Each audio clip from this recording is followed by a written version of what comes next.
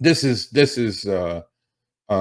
something really, really just eye-opening. Okay, this all connects to the first 4, 5, 6 topics that I talked to you guys about. Okay, we all have credit cards, we all have loans, we all have mortgages, hopefully fixed mortgages anyway, not adjustable, because if you had an adjustable mortgage, you're screwed to death. I mean, I was lucky enough to refinance my house and have I think I have a 4% 30-year fixed. Good. Otherwise, right now they're like 7s, but I think rates are going down. I'm going to show you guys in the charts. What has happened to the credit card interest rates? When the interest rate were 0, credit card interest rates were like 20%, 22%. Sometimes if your credit is good, you would get like, better rates, but they're usually never below 20. So they can borrow, the banks borrow the government from the government at 0% and lend it to you at 20%. That's called the margin, right? That's on credit cards. So interest paid on U.S. consumer non-mortgage, that spiked by 50% in 2023, the highest increase in at least 27 years. Do you guys see the common theme here? Every chart I'm showing you is a spike on it, right? That goes to show how unhealthy the economy is. Unlike the Fed, it keeps saying everything is fine. In fact, last week,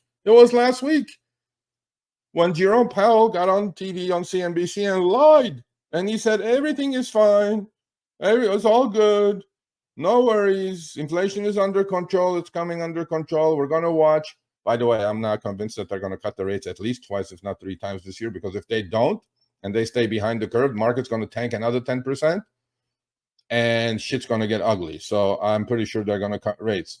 And if you guys go watch Power Hour, exactly maybe a month and a half ago, the day they cut the rates is the day the market tops. And look what's happening. The talk of interest rate cuts are coming around. Market has topped already because market's sniffing what? Shit, meaning recession. That's what the market's sniffing.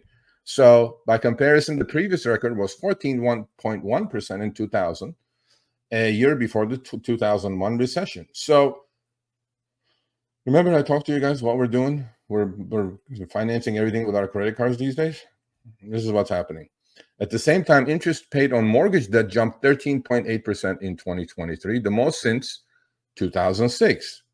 Meanwhile, the average interest rate on credit card hit 22.8%. Okay, that's the average.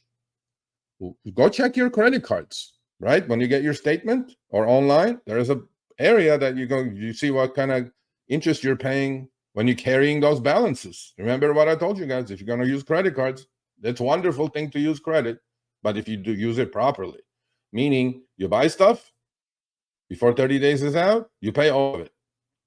So basically you're floating the bank's money for 30 days interest free. But what happens? Most of us don't. Most of us get on minimum payments, all this garbage. And then the stuff we bought 6 months ago is doubled already, because this is the average 22.8. I've seen as high as 45. Meanwhile, it's 22, near all-time high. Total household debt also reached a new record. This is household debt now, outside the U.S.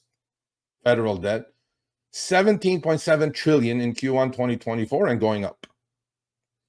Right? So this is added, pressure on the consumer. Now you guys understand where the consumer is at, right? And consumers are drowning in interest expense. No kidding. And deja vu, and markets smelled it, and sure enough, it's getting taken out in the back and shot. Well, there you go. This is the result. Please don't do these, people.